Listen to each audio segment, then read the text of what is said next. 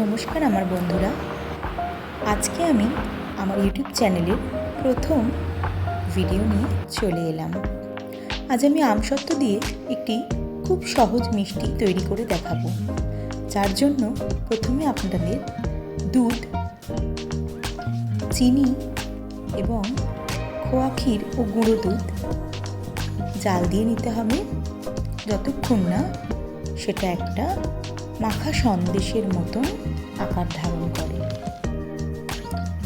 এবং তার মধ্যে কেশর, কুচিয়ে রাখা ড্রাই ফ্রুটস মেশাতে হবে এবং নামানোর আগে অল্প ঘি এবং ছোট এলাচ গুঁড়ো মিশিয়ে দিতে হবে।